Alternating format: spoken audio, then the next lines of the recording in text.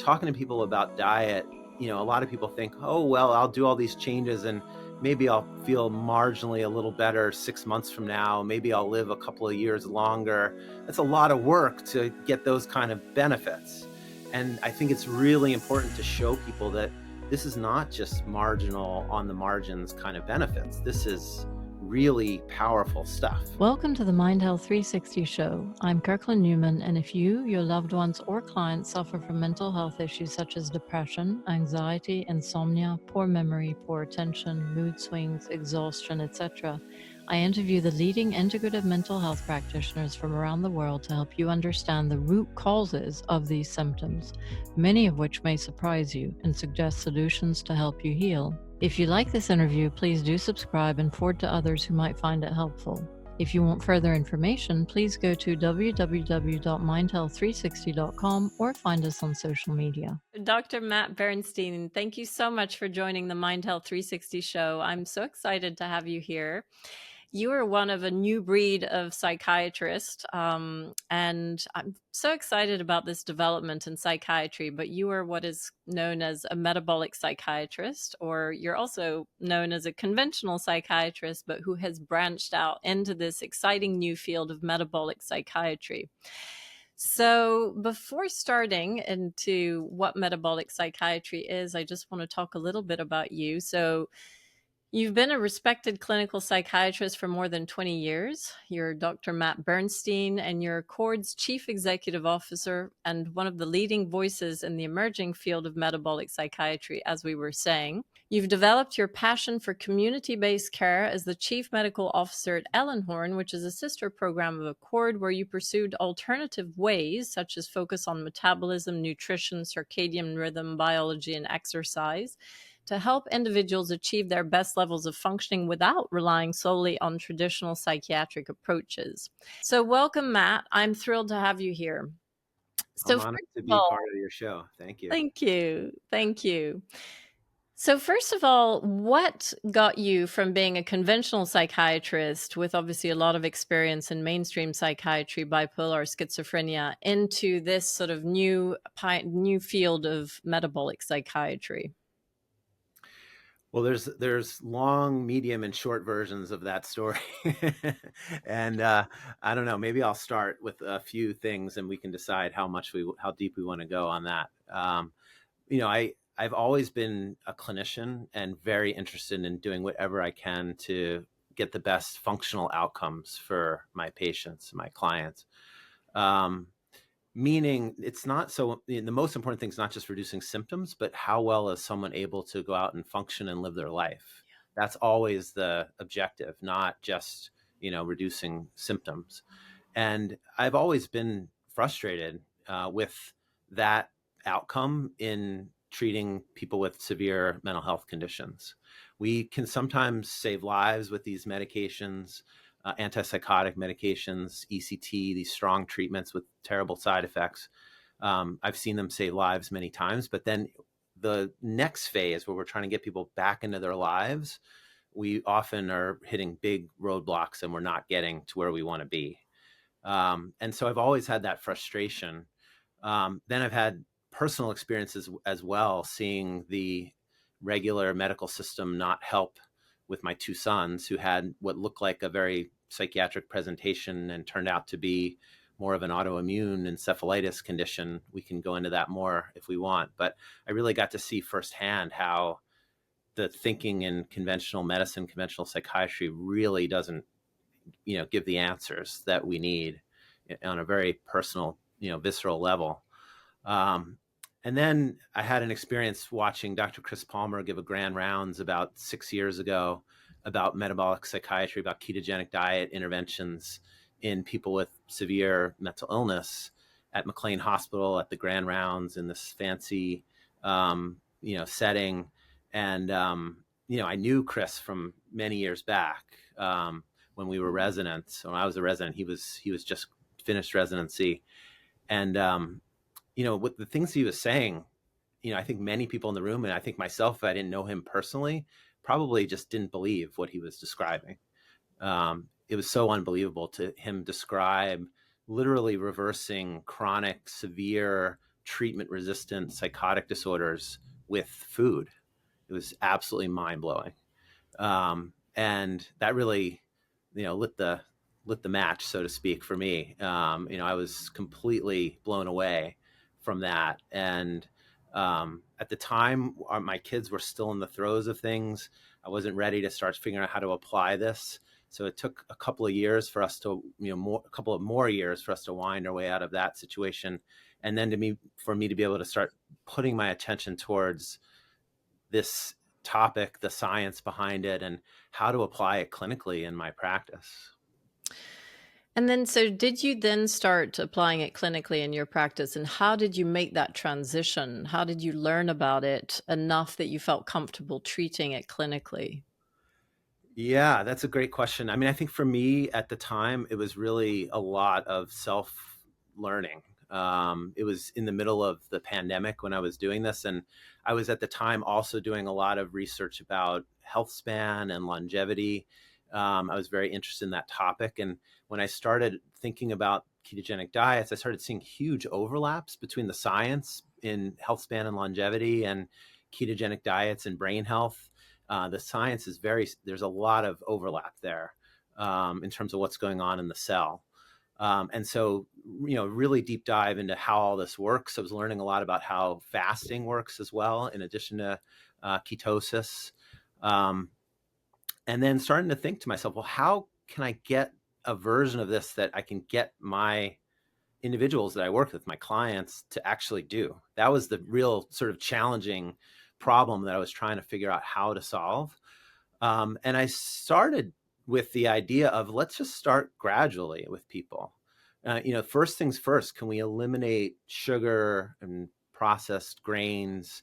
Can we do a little bit of fasting? So instead of only fasting overnight for 8 or 10 hours, can we get people to do 12 hours? And then once they're comfortable doing 12 hours, can we do 14 hours and eventually 16 hours, maybe adding in some MCT oil so that their body will make some ketones at, maybe hour 12 of that fast.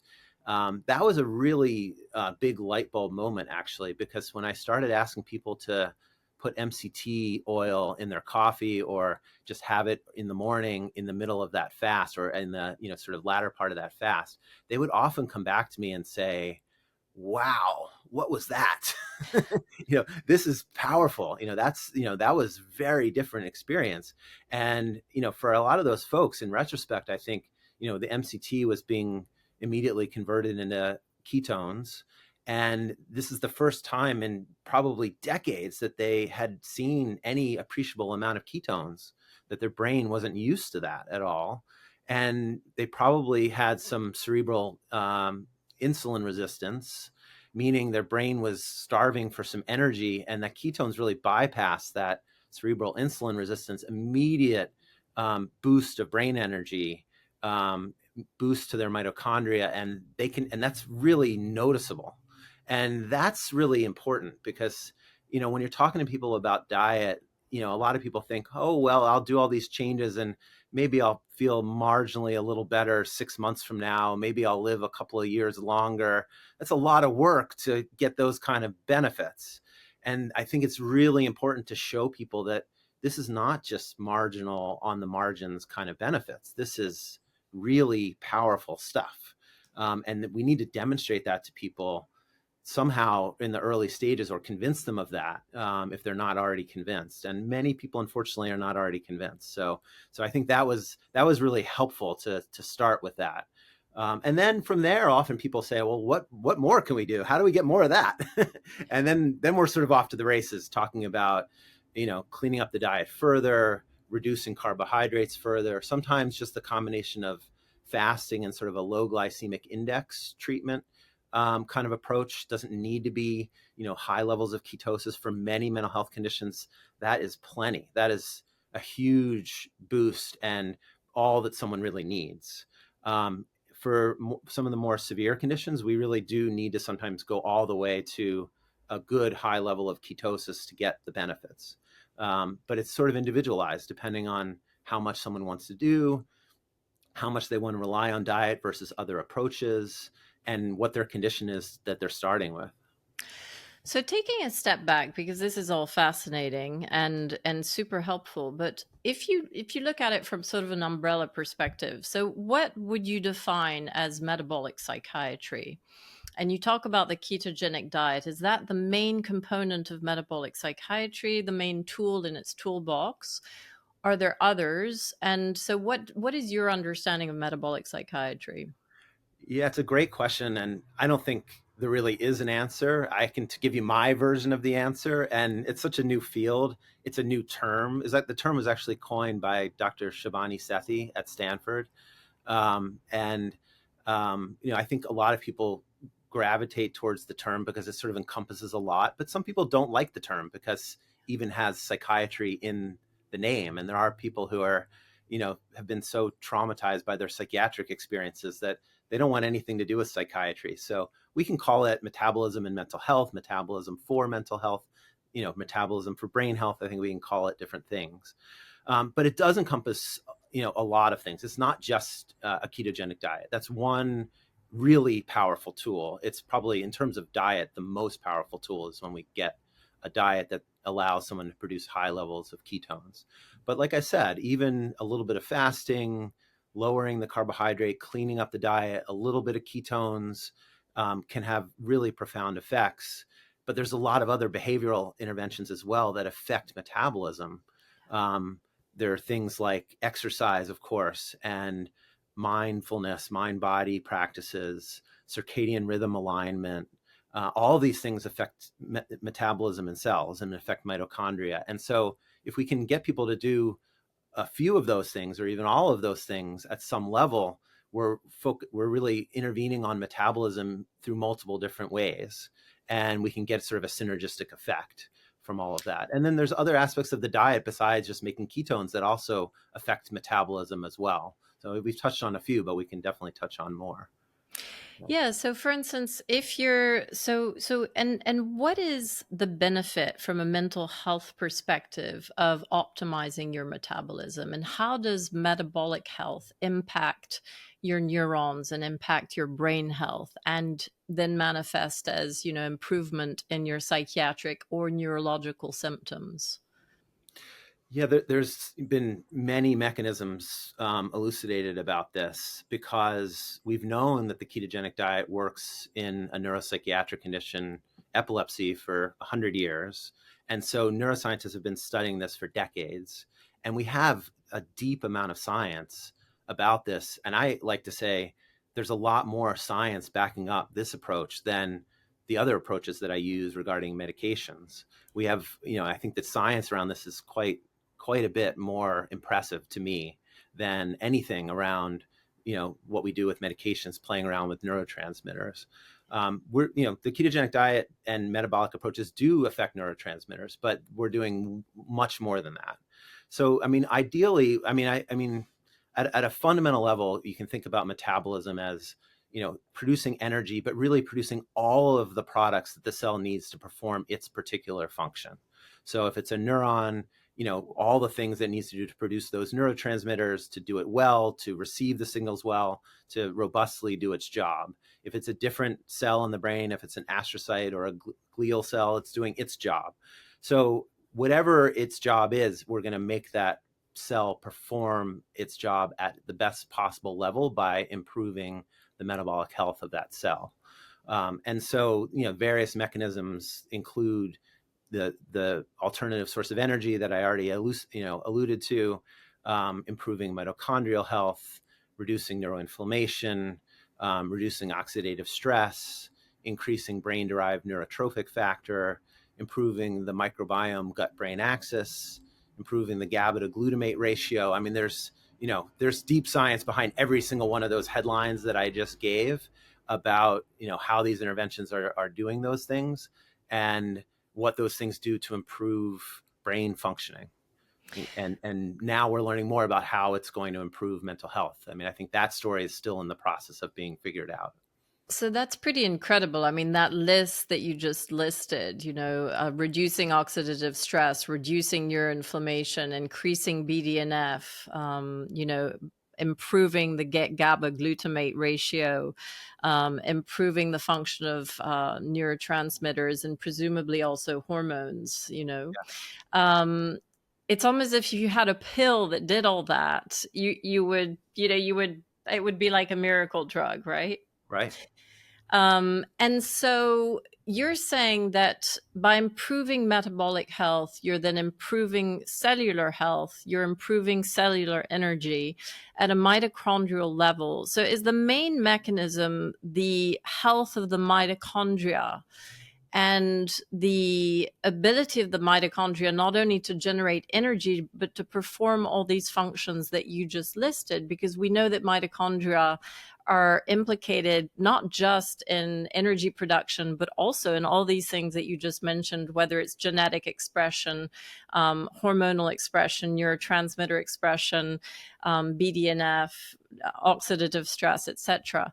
So is the key really the health of that mitochondria? Is that the main mechanism through which this works?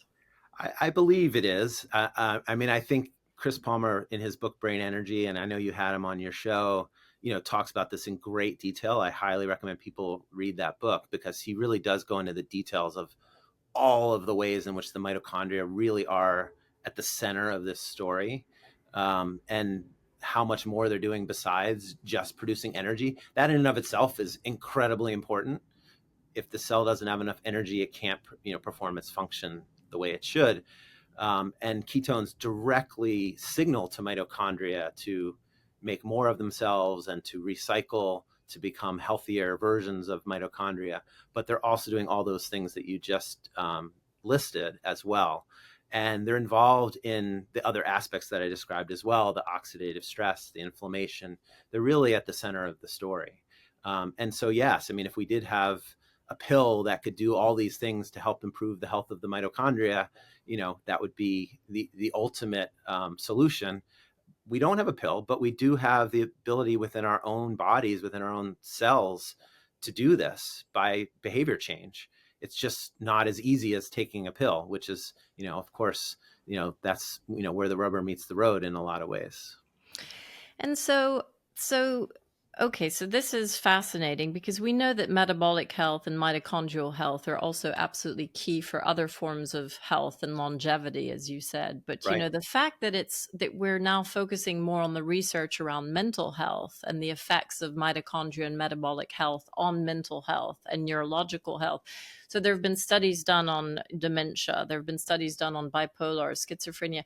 Can you tell us a little bit about the studies and sort of the evidence behind, is there an area of mental health that is more prone to being helped by this approach than others? Or is it just that we have more research? And, where's the most robust research in terms of the types of disorder, although I don't like that label, but that is helped by this approach? Yeah, I think we don't know all the answers to those questions yet. I mean, I think we'll have much better answers to your questions over the next 2 to 5 years, because there are about 12 studies going on right now around the world that are randomized controlled trials in various mental health conditions that also include clinical and basic science components within those trials. So they're looking at imaging, functional imaging, genomics, metabolomics, all of these various ways in which we're trying to figure out how this is actually helping in various mental health conditions. And we'll also learn which ones that it's going to help the most, and which versions of the intervention will help the most in various conditions. I think right now we have a smattering of uncontrolled trials that are very interesting, and case reports and case series. If we add it all up, it does add up to a large number of people, but it's not reaching that threshold of randomized controlled trials yet. And therefore, there are many in my field who say, well, until we see the randomized controlled trial, placebo controlled, I'm not going to pay attention to this. Mm-hmm. I think that's very short-sighted. I think we sort of we're fixated on these RCTs in medicine as the only thing, and they're so much more amenable to drug treatment than they are to nutritional treatment. that's a whole aside that we could potentially get into. But to go back to your question, I think we have the most data for things like bipolar disorder, psychotic disorder, schizophrenia, severe major depression. There's a little bit of research data on dementia, autism, alcohol withdrawal, eating disorders. There's a little bit of research on anorexia, and there's more trials going on around that. Binge eating disorder, OCD, a little bit, not as much. But, I think, in my feeling is that it seems to be universally helpful for the brain. And this is, again, I don't sound like an academic psychiatrist here at all, which I'm very well aware of. And I think that's okay, because we're lumping together sort of everything together in a certain way as a brain disorder. And we have this treatment that's this, sort of universal help for the brain. And that doesn't sound very, again, it doesn't sound very academic, doesn't sound very scholarly, but it's very powerful. And I think many people admit that our diagnostic system isn't very accurate. It's not very valid, for sure. We know that, from DSM-3 on, we've prioritized reliability of diagnosis over validity of diagnosis. And so we really don't have a valid diagnostic system. So the idea that a treatment could work in all of these diagnostic categories, some people say, well, that just sounds impossible, or like snake oil. But I say that sounds very plausible because of all the things that I just described. Yeah. And so you would ascribe to Dr. Chris Palmer's brain energy theory, which is a sort of unifying theory of brain disorders on the basis that they are metabolic dysfunctions, and that, brain disorders of all ilk, whether attention deficit or dementia or bipolar or schizophrenia, depression, anxiety, OCD, etc., are all essentially metabolic disorders of the brain. Yes. I mean, I think that it's a little more complicated than that, in that I do think that a metabolic intervention can have a universal benefit for all of those disorders, and that there is a metabolic component to the development of those disorders. It doesn't mean that 100% of that disorder is a metabolic issue. I think it is more complicated on some levels, because that theory doesn't fully, it doesn't fully explain how, well, if it's a metabolic problem, why does one person present with schizophrenia and the other person presents with OCD symptoms, and it looks completely different? Or, so there is some, we have to leave room for the complexity of all of this and how it gets expressed.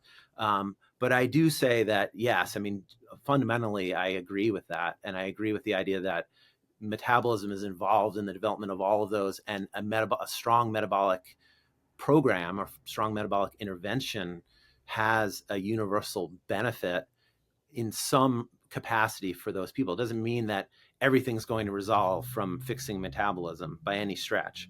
But I will say that whenever anyone's done a robust version of this metabolic program that I've prescribed for them, they always have benefits. There are things that do seem to be universal. Yeah. People improve their overall energy and their vitality. Their concentration and attention almost always gets better. And an uplift of mood and reduction of anxiety is almost universal as well in anyone who sticks with this program. So that part is just absolutely mind-blowing. And, to me, as a clinician who's been trying interventions for, a couple of decades, I don't have anything else in my armamentarium where I can say, if you follow this and you do this, you're going to at least get these benefits. And that's really an amazing thing to be able to say. That's amazing. And I think, to your point, we talk a lot about personalized precision medicine. So, functional medicine being sort of personalized precision, and that this is the way we're moving, is more towards personalized medicine. And you say, why does one person manifest with schizophrenia, the other with OCD?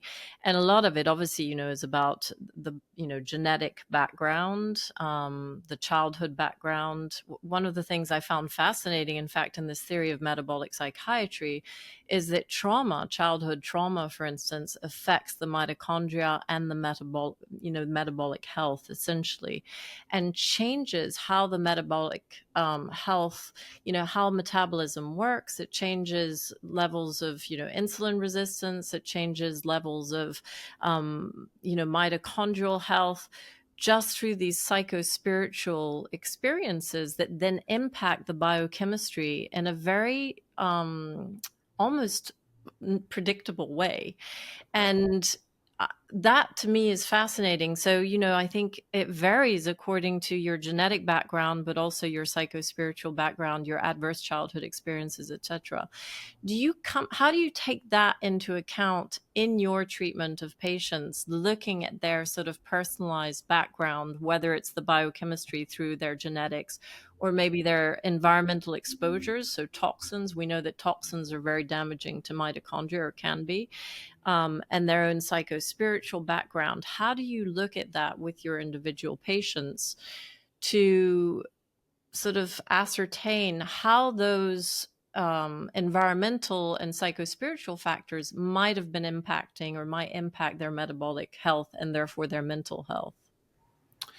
Yeah, I mean, that's a great question. It does need to be individualized, and we need to take a very careful, complete history about these childhood traumas, the family background. I get a very extensive amount of lab work looking for metabolic health, but also looking for nutrients that may be deficient and toxins that may be present that we can test for, and really trying to remove all of those factors that might be impeding, health in all aspects.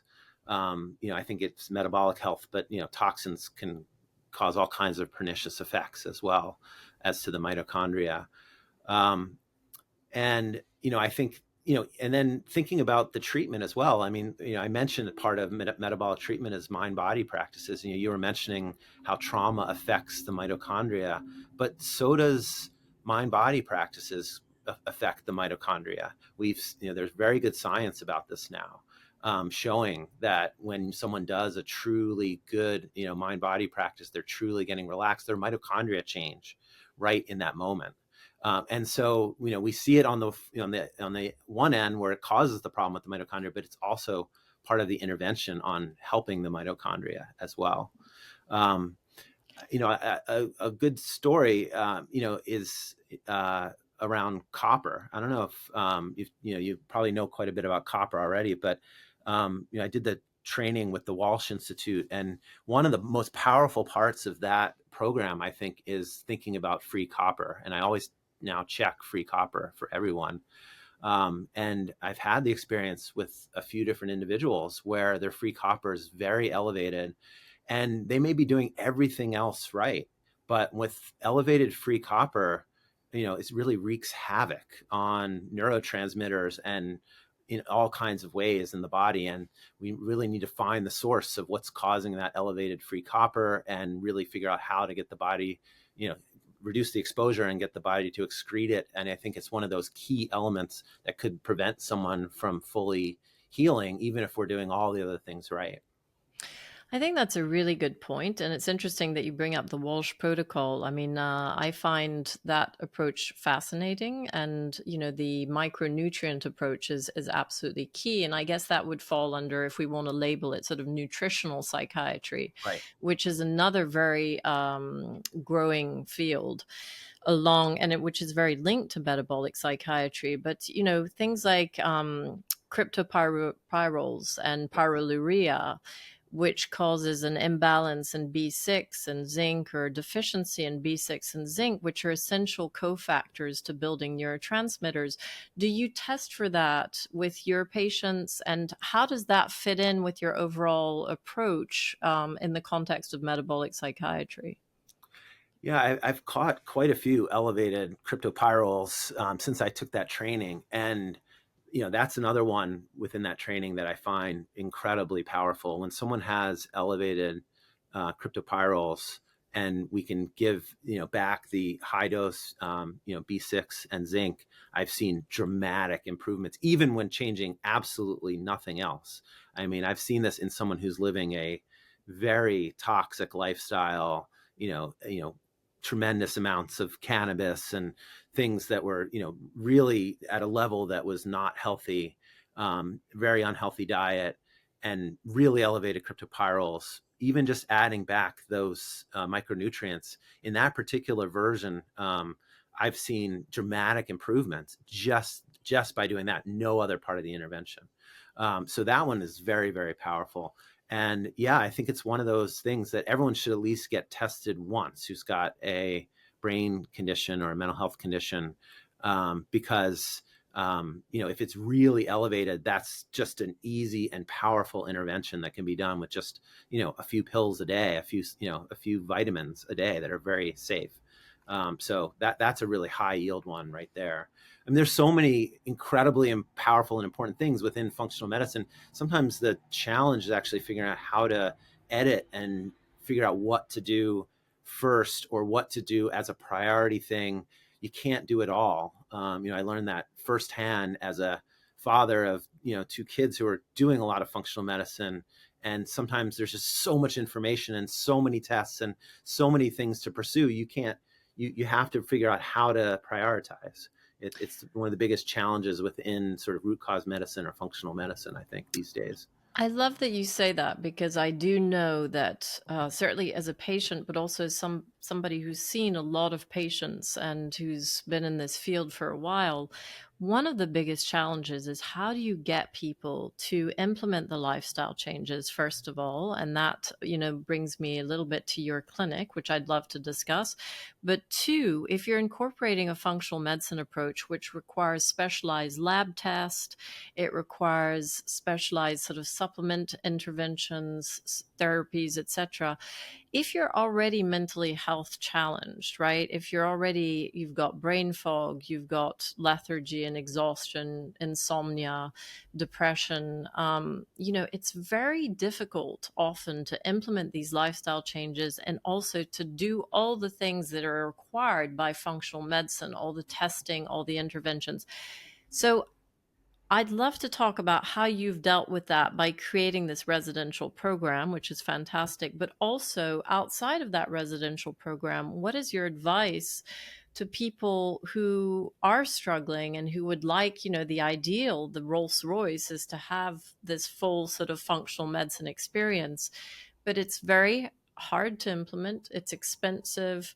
And it requires a lot of compliance and discipline, which is not always super accessible to people who are struggling with their mental health. Yeah, I think that's real. This is an important topic to talk about. I think my first, pass at the answer to that question is what I feel like I've learned over, the past, I'd say 7 years, being deep into this functional medicine world, first as a father and then as a clinician, is that I think food is by far the most powerful of them all.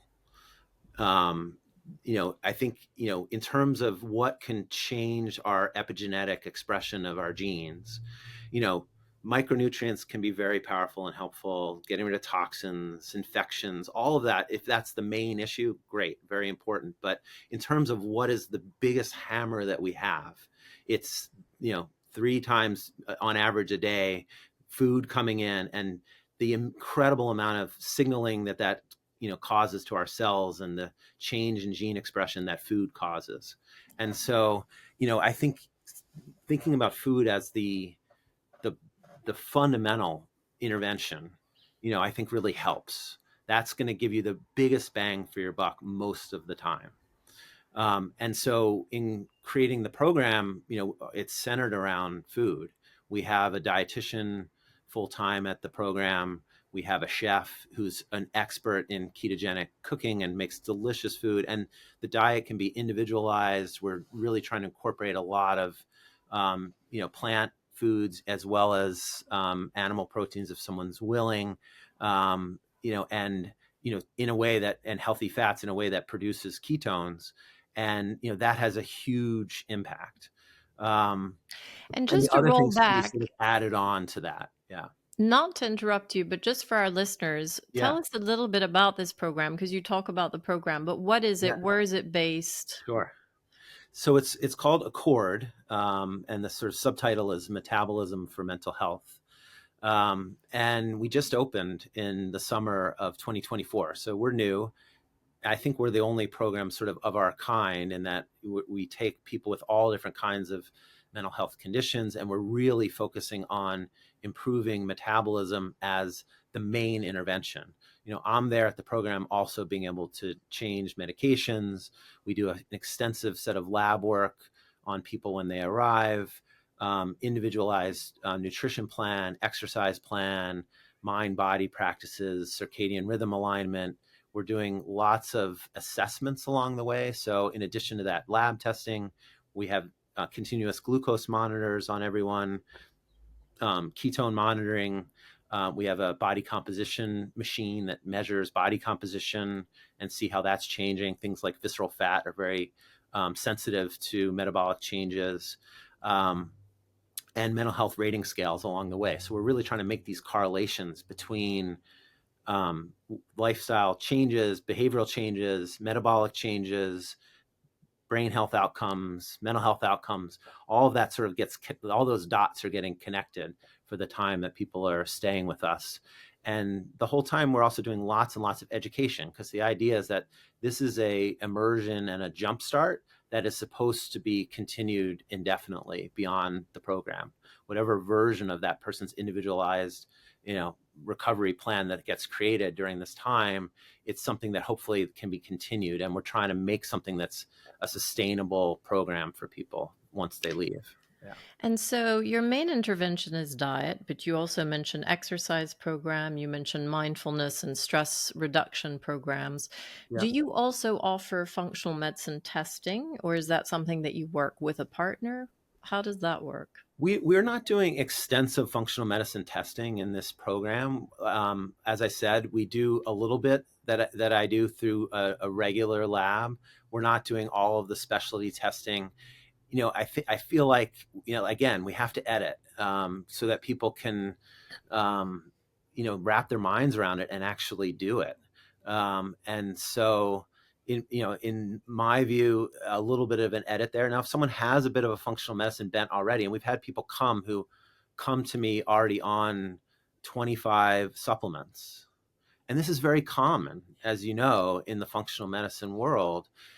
Specialty testing, okay, the specialty testing now recommends these 6 supplements. You do another set of specialty testing and it recommends another 3 or 4 supplements. Oh, and your energy's low, so we give you all these mitochondrial supplements.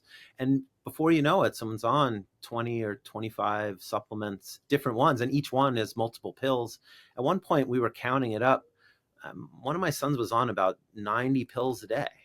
In the midst of all of this. And it's just too much to ask someone to do. I mean, the treatment itself can become, almost part of the problem. When you're asking someone to do all these things and they don't get a big response from it, they feel like, oh, there's hope for this and hope for this, and then it doesn't pan out. And so I'm really trying to focus on a program that I feel has enough power to really work on these big mental health conditions that I was describing, things like schizophrenia and bipolar and OCD and major depressive disorder, things that, and PTSD, even eating disorders.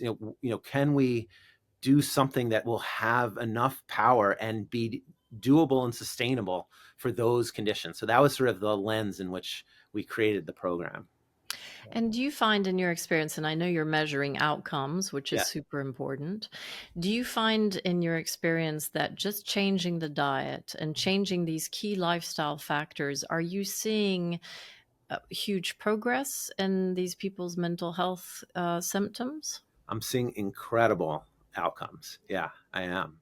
Yeah, I feel like, I wake up every day just like incredibly excited to figure out, what's going to happen next. And but it's not linear. I don't want people to think, I just go and, change a few things and, in a linear way, I'm just going to feel better and better and better each day. It's not as simple as that, because we are doing a major overhaul of someone's production of energy throughout their entire body. This is not a small thing. We're trying to coax the cells to turn on genes that have been turned off by our lifestyle for some people for decades. I mean, there are people I think who have not been in a real state of ketosis since they were infants in our culture. And so, this is not, just lie back and, enjoy the benefits kind of intervention. You're not, taking the baths at the spa. It's hard work when people come. And there's going to be some ups and downs. But, if people stick with it, and we're there as, to support everyone. And I think it's also nice that people are doing it together, because it's more possible to do hard things when you're doing it with someone else who's also doing the same hard thing. And then, to see the benefits as people are walking out the door, it's just, incredible, really incredible. Yeah. And so let me ask you this. If we sort of unpack, so say you have somebody who has bipolar who comes in, do you, there has been some links between bipolar and, for instance, celiac disease. So do you look at that, for instance, and say, okay, do you test for sort of gluten intolerance or gluten or celiac or other autoimmune conditions that might be impacting mental health? Because we know that the immune system has such a key part in the neuroinflammation going on, explaining a lot of these mental health symptoms. Absolutely. Yeah. On my lab panel, I do it at a conventional lab, but I do the celiac panel. I am doing as much as I can in the conventional sort of lab realm. So like I said, copper, I'm doing iron studies, B12 and folate, and we test for carnitine, uric acid, et cetera, insulin resistance, a very thorough lipid panel, the sort of NMR fractionation lipid panel.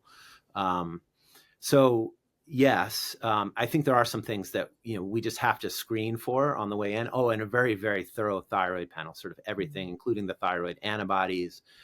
Just someone the other day had, very elevated, thyroid antibody level, which was never looked at or checked in any of the previous workups that this person had. And so, yes, I think it's important to screen for some of these big things. And if someone has particular symptoms, we can add on specific testing. If there's a picture that really looks like, something that I recognize through my training, at the Walsh Institute. I also trained with Dr. James Greenblatt. So if there's something that really fits with one of those, we can, do some additional testing. But in the screening process, we're trying to catch anything big like that. Absolutely. Yeah. And I love also what you were saying about supplements and the difficulty of having to take all these pills. But I think one of the challenges that we have in our current environment is it's all very well to use dietary interventions, and those are absolutely crucial. But we know that our nutrients, even if we're eating whole foods, are very depleted because our soils are so depleted. So they're depleted of micronutrients.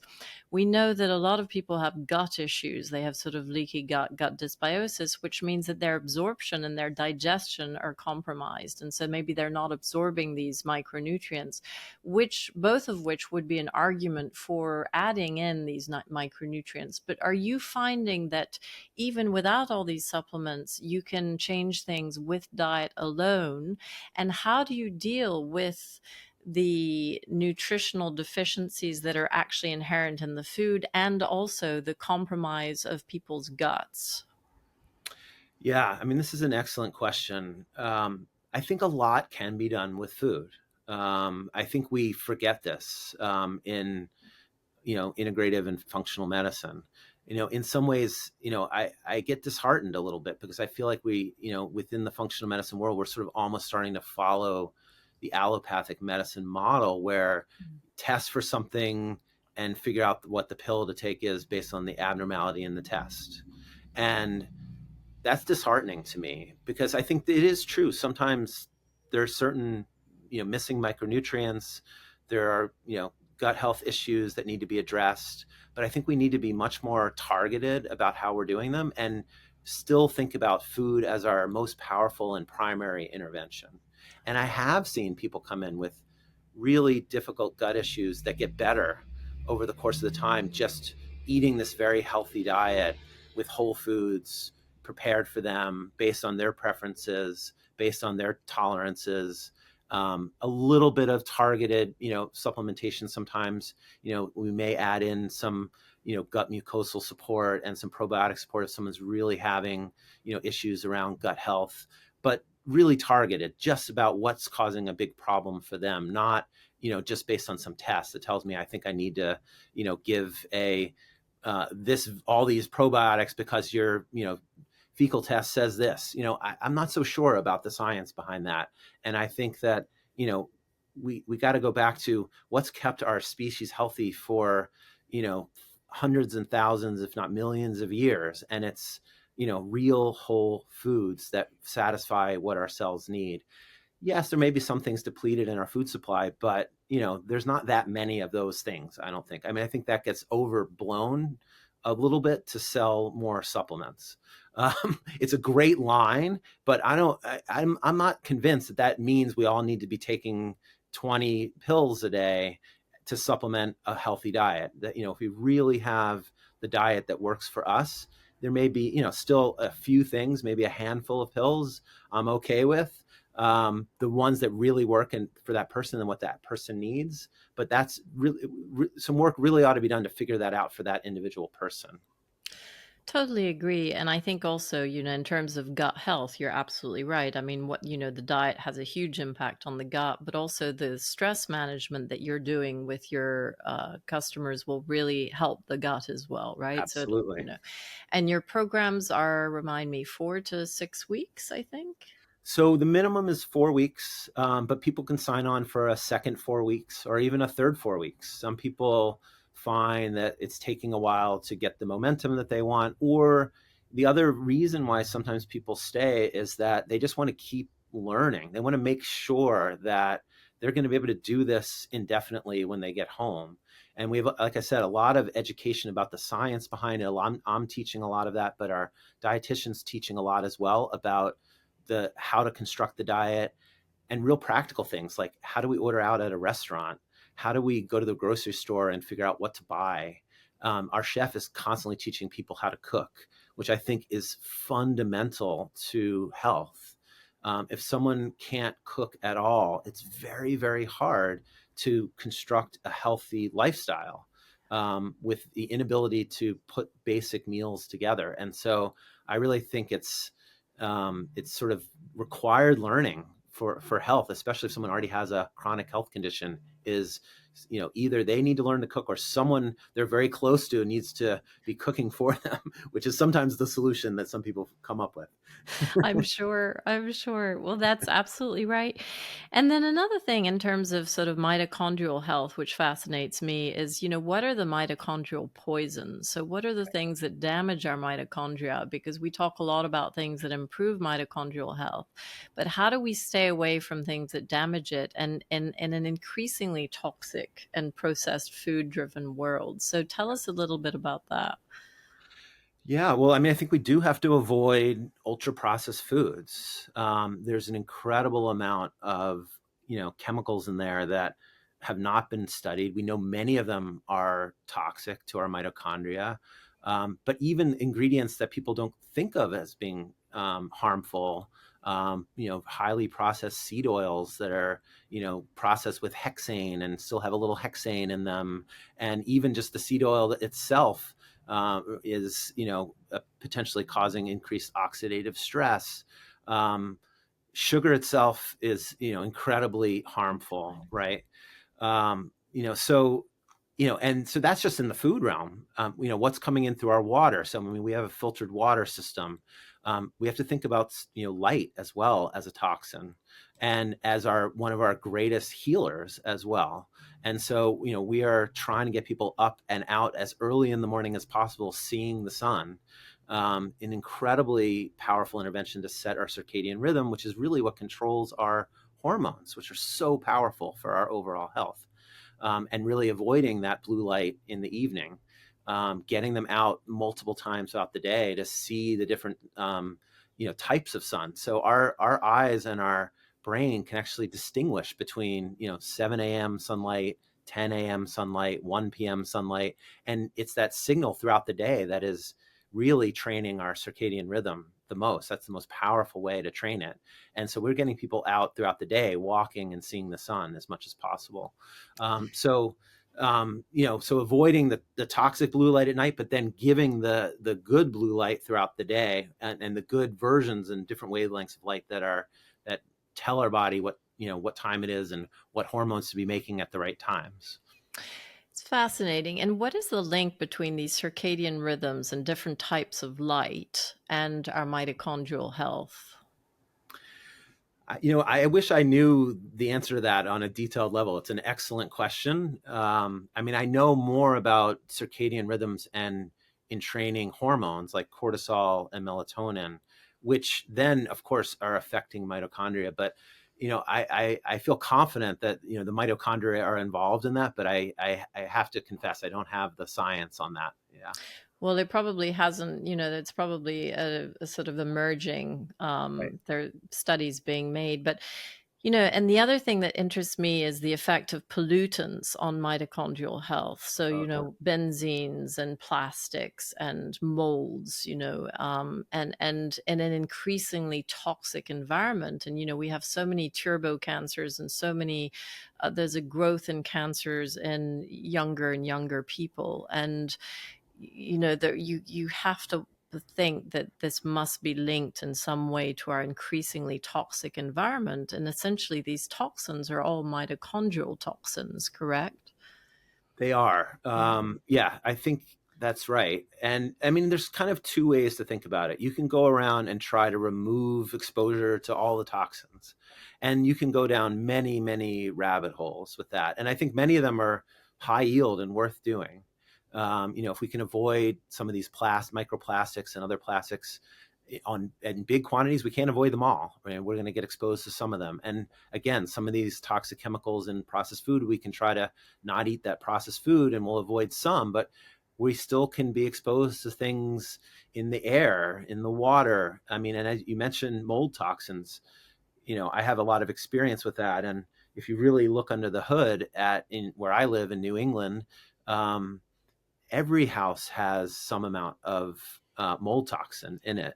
And so some people are much more sensitive to that than others, and they need a process of detoxification or to help their system detoxify. But the reality is, if we can make the whole system more robust, it's going to do a better job in detoxification. And so, sometimes you can get out of the bad environment, you can get away from those toxins, sometimes you can't. And sometimes the solution needs to be actually supporting the organism, the person, to be able to excrete those toxins and process those toxins better. Because, not everyone in New England is, suffering from mold toxicity, but even though, they're all being exposed to some extent, living in these old homes with basements and flooding and water damage and all of this. Right. 100%. And in your program, in your residential program, do you look at that? Do you use any sort of things like, infrared saunas or detoxification mechanisms to support mitochondrial health? Heat, cold, we know also is very important. Yeah, we haven't added all that stuff in yet. It's potential. I'm looking at it right now, and in my own family and my own personal life, I definitely do quite a bit of sauna, cold exposure. I've used photobiomodulation, and there's some science behind these things. But I wanted to start with things that were, like I said, biggest bang for the buck, keep people focused on the most important things and see what kind of outcomes we can get just by, and people already feel a little overwhelmed, by all of the things that we're doing and asking them to do. And so I don't want to dilute it and overwhelm people too much as well with, if they think if I don't really eat the right foods, but I just do sauna, I'm going to be okay. And I really want to keep the message that there are these fundamental, things at the bottom of the pyramid, and, food, exercise, mind body practice, like circadian rhythms. These are, I think, the fundamental things. And some people want to add on other things, and we can do that. But I don't want it to seem like, if we just did cold and heat exposure, we're going to be able to, solve bipolar disorder. I don't think we can, actually. Yeah. 100%. Yeah. And so 3 other questions before I let you go, because I know we're almost done. But the first one is the sort of debate around fiber. So the ketogenic diet, there are versions of the ketogenic diet with sort of bacon and eggs and cheese and a lot of very high fat foods and, possibly less fiber. And in fact, I tried myself the ketogenic diet and I was using a ketone monitor and I could never get into ketosis, but yet I was eating, a lot of vegetables, not that much protein and a lot of fat. But I think what was happening is I was eating a lot of sort of, garlic and onion and a lot of vegetables that may have been increasing my carbs. But then if you listen to somebody like Dr. Emran Meyer, the gastroenterologist, and he's so big into the Mediterranean diet because of the effects on the gut in terms of fiber and the high fiber diet.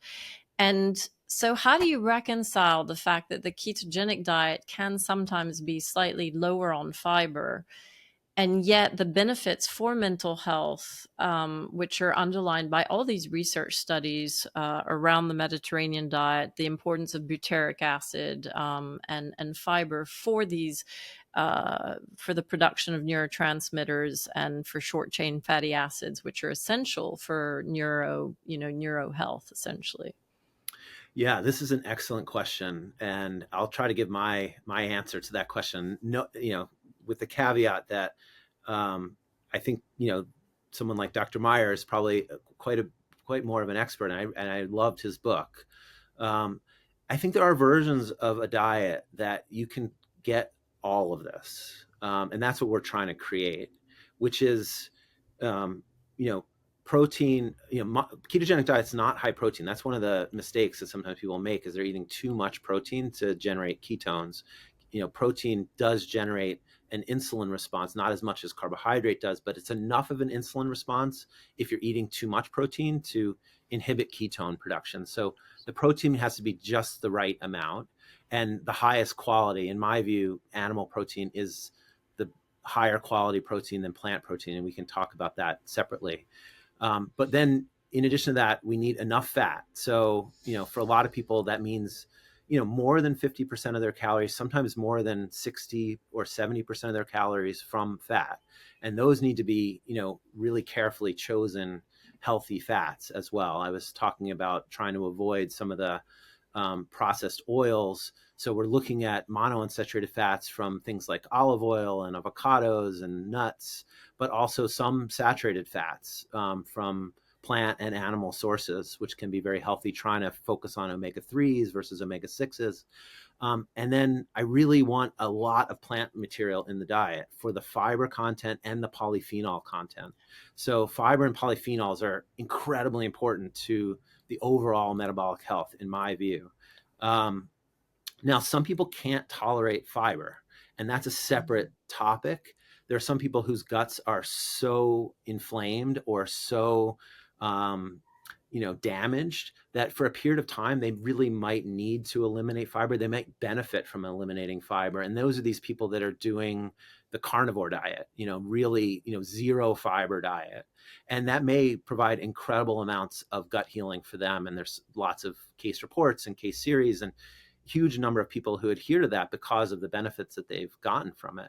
And I don't discount that, but I would like to see people think about that as a temporary intervention. That's an intervention to heal the gut, like any elimination diet would be, and then to go back to trying to add in these plant foods for the benefits that they provide in the long term. And I agree with everything you said about what fiber does in terms of feeding our microbiota and allowing them to create these wonderful short chain fatty acids, which not just protect the gut lining, but also create the protection of the blood-brain barrier, which is crucial for brain health. And there's lots of data behind the benefits of fiber, fermented foods, prebiotics of all kinds, postbiotics. The benefits are tremendous. And then, of course, there's the polyphenols, which is a whole separate topic. But I think also, tremendous research about polyphenols and overall health and brain health as well. And I don't want people to miss out on all of those benefits if they can get them. If their gut can tolerate them and process them, then we want people to get those benefits.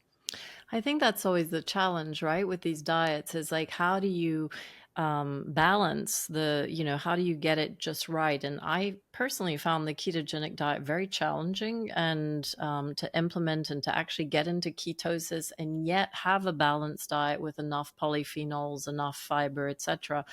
And so I think that's what I love about the idea of your residential treatment program, Yeah. because if that's all sort of taken care of and then you're taught how to do this on a regular basis on your own, I think that's crucial because it's not always easy to get into ketosis and also, is it a long-term thing? Like, would you advocate being in ketosis for years and years, or is it a short-term intervention? Well, I think it really depends on the person. And we can extrapolate. I mean, one way to ask that question is, does someone with a severe mental health condition who benefited from a ketogenic diet then need to stay on a ketogenic diet indefinitely or forever? We really don't know the answer to that question, but we can extrapolate from the experience in epilepsy. And to be fair, a lot of the information from epilepsy involves children or adolescents, a little bit with adults. But with children, it's very common for the ketogenic diet to be employed after failures of many medications. So a kid might be on 3 or 4 anti-epileptic drugs. Ketogenic diet comes in, solves the problem. They can taper off those drugs. And there's many reports of children who had been on the ketogenic diet for 2 or 3, maybe 4 years, who can then taper off the diet and their seizures do not return. Now, that does not mean that, an adult with bipolar disorder who, has their condition managed with the ketogenic diet can, go off the diet and have it never return. I did meet one person actually at the IMMH conference who has been now 8 months off of her ketogenic diet. So she did ketogenic diet, helped her bipolar, got off of her medications, stability, and she's now tapered off the diet and been off for 8 months, no return of symptoms so far, which is incredible. But I can't promise that to people. It may be possible, or it may be that one decides they're going to just stick with this or some version of this. Maybe they can do a lesser ratio, shoot for lower levels of ketones over time, just like with a medication like lithium. Sometimes people need a high blood level of 0.8 or 0.9 in the early phases of their illness, but we let it drift down to 0.3 or 0.4, or even transition them to nutritional lithium years later, and they're still doing okay. So I think it's got to be individualized and it's got to be thought through for that individual person. That's super helpful. And then another question about the ketogenic diet and its effect on the liver. So because it's so high fat, if you have a liver that's struggling to function, or that's not quite as functional as it should be, what are the impacts of this high fat diet that, requires the ketones to be produced in the liver? And so it requires a very healthy liver. How do you deal with that? Well, I think one way to think about that is that this diet is making ketones, which are helpful for all cells. We're improving the metabolism of all cells, including those hepatocytes, liver cells. And so they're going to be functioning at a better level as well based on this diet. And so I don't think that's the rate limiting step for most people. Now, if someone had advanced cirrhosis, liver disease, I don't think we're going to be thinking about doing a ketogenic diet. But if we're talking about just someone whose liver is stressed, which a lot of people's are, dealing with toxins, even just detoxifying all the medications that someone's on.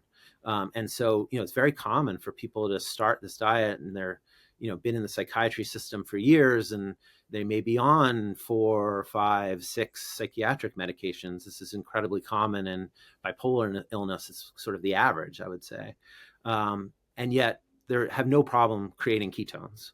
And so I don't see that as a problem. And I think the way to explain that is that, the liver cells themselves are also benefiting from this improvement in metabolism, and they're happy to see these healthy fats coming in, and they can use those as fuel.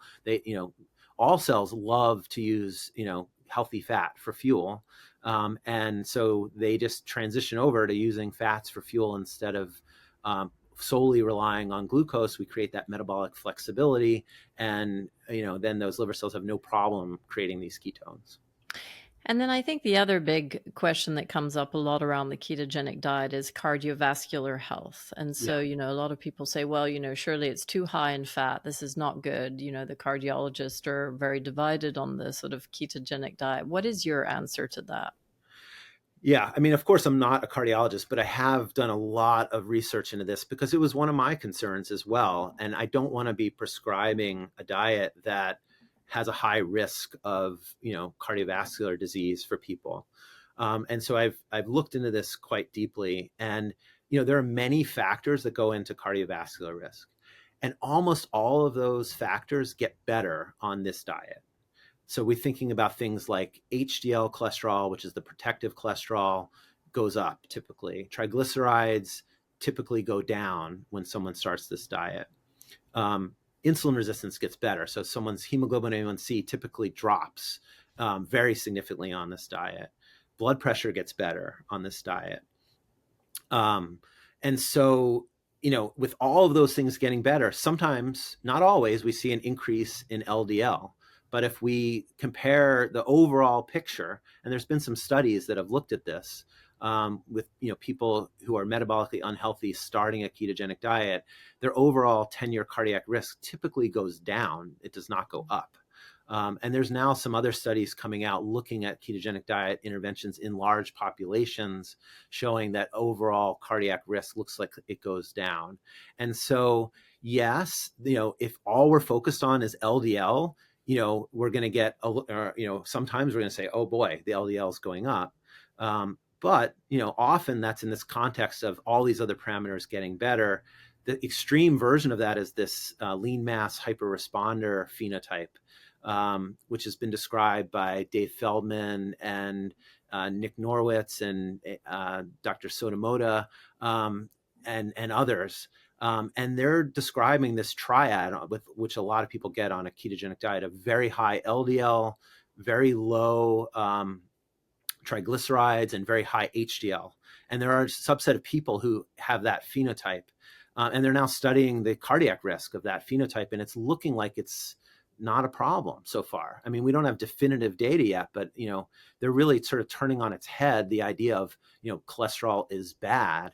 Cholesterol is a way to bring energy to cells and deliver much needed fats and cholesterol to cells. These LDL particles, they're not all, they're not, every one of them is not doing something bad. And that's why I'm doing these detailed studies of LDL, where they're looking at all the particle sizes and subtypes as a way to, really get a deeper sense of what's going on in the cholesterol panel. But, this is certainly something that, some people say, oh, and, just recently I spoke with a cardiologist, and someone was considering coming to the program, and, the family wanted me to speak to the cardiologist first before, to get his approval. And I talked to him about it, and he said, after hearing about the program and hearing what we're doing and all of what I just described, he said, sure, this makes sense. Let's, I approve of this. Absolutely. Let's do it. Now, if the LDL shoots up high, he's going to be concerned, and he's going to be thinking about trying to intervene on that. And then there'll need to be further discussions. Yeah. Well, it's fascinating also because we know that statins are mitochondrial poisons, right? And we know how important cholesterol is for the production of hormones, and Right. especially steroidal hormones, and adrenal hormones. So, it's such an interesting area because so much of the sort of popular beliefs have been debunked around, or are being debunked around cholesterol, etc. And this sort of statin epidemic, which is worrying from a mitochondrial health perspective. The other thing I wanted to say was, that there is such a thing, or in sort of popular, the mindset of the clean versus the dirty ketogenic diet. So, Right. Is that, I mean, do you still ascribe to that, the fact that there are clean versus dirty versions of ketogenic diets? And what is your definition of both of those things? Yeah. I mean, of course, those are kind of pejorative terms, but but yes, I do think there are versions that produce much more benefits than others, for sure. And you can get some benefits from any version of a ketogenic diet. If it's producing ketones, there's going to be some benefits, but we can get much more benefits from a whole foods version, in my view, including plant materials, really focusing on the quality of the food, the quality of the proteins, the quality of the fats. This has great importance in terms of the overall benefit that someone's going to get. And so I do think it makes a lot of sense to pay attention to, those things within the diet, if possible. If someone can only, can't afford all of that, and they don't have the resources to buy grass-fed beef, for example, or, organic dairy products, if dairy is part of their program, or that's one thing. But still, I mean, some of the basic things that need to be done is we need to be focusing on whole foods. We can't do a version of keto, in my view, that is based on processed food, and people do try that. Okay, I'm just want to hit my macros, but it doesn't matter if my macros are all coming out of things that I'm opening up a package to eat. I'm not convinced about that version. Yeah. Yeah, no, I would agree. And also, you have a lot of people who say, okay, well, I'm just going to eat a ton of cheese and a ton of meat and a ton of sort of bacon and just a lot of really saturated fats, and maybe not so many vegetables. And so presumably, it's like, where do you draw that line, right? It's not always easy. It's not easy. I mean, and again, for some people that does really work. I mean, there are people whose health conditions, autoimmune conditions, mental health conditions have been completely turned around by that kind of, sort of more carnivore, high saturated fat diet. And many of them are convinced that it's not just the removal of the plant material that's helped them, but also the very high amount of animal fat that has helped them. And there's so many of those people that I can't deny that there must be something to this for certain people. And I do think, especially for someone who has a really unhealthy, inflamed gut that's leaky, someone who has a really bad autoimmune problem, that's a really effective elimination diet, is to just focus on animal foods. And those saturated fats really do have a role in brain health as well. We need a certain amount of saturated fat. But as I said before, I would like to see those people think about adding back in and seeing what kind of benefits they can get from the fiber and the polyphenols and all the things we talked about. Anyway, yeah, there's a lot we could say about that. I know, and we're running out of time, and you're being very generous with your time. I have two more questions. So the first one is, what if you're a vegetarian or vegan? Can you do ketogenic diets? You can. It's a little harder. Some people will say a lot harder.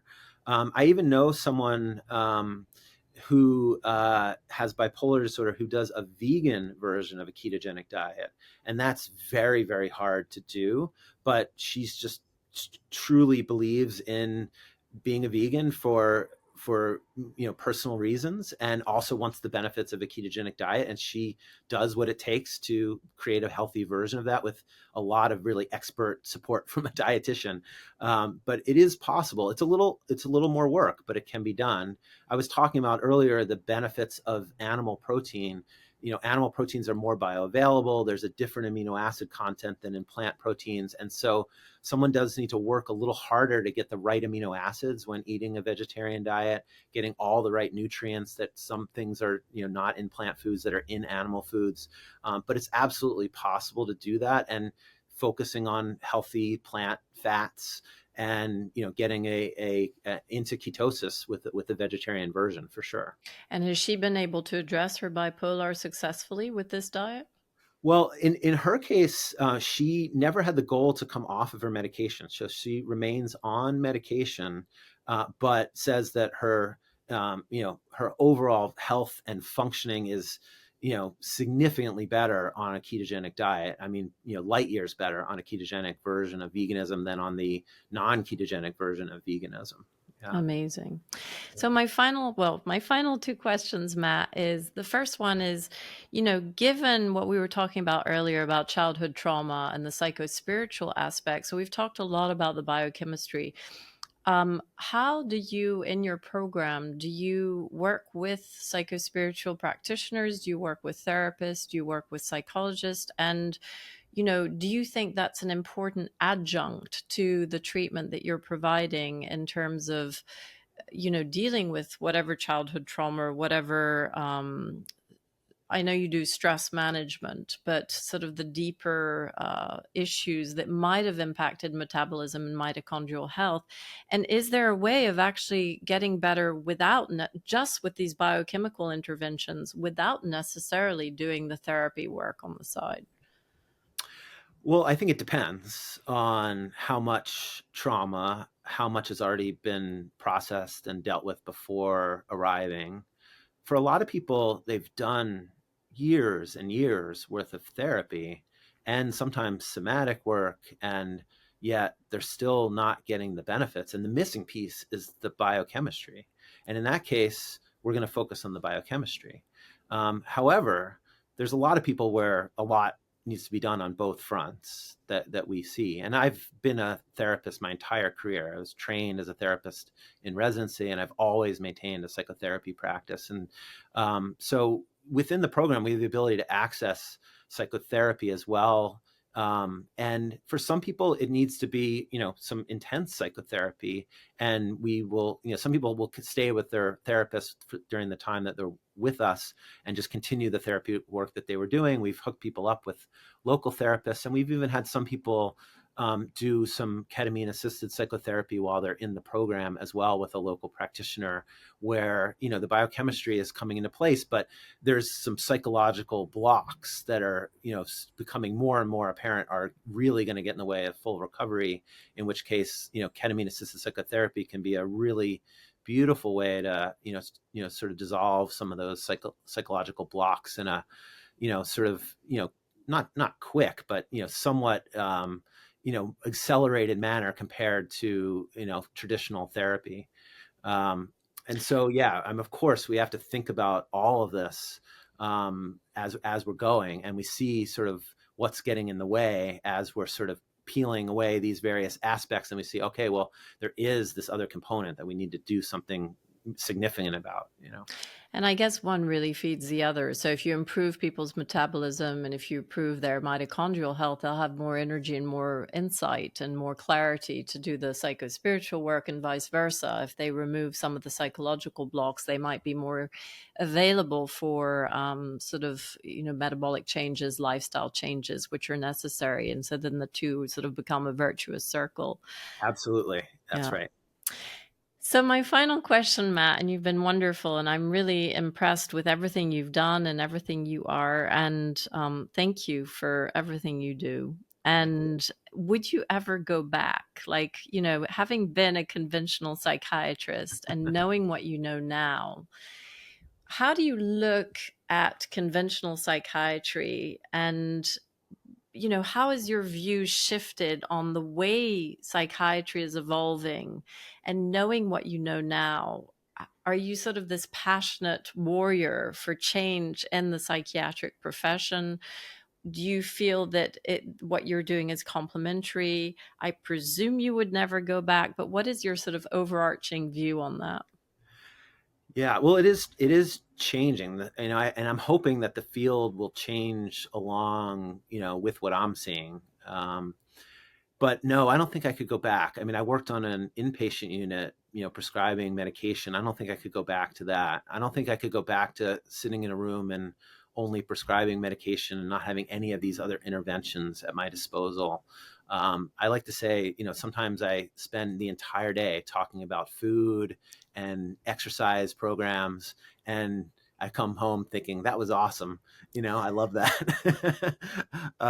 So I don't think if someone made me go back, I don't think I could. And I do see myself as, trying to be a voice of change within the profession as much as I can. I put on a conference at the end of 2023, trying to really get mental health clinicians to think about metabolism as this powerful intervention.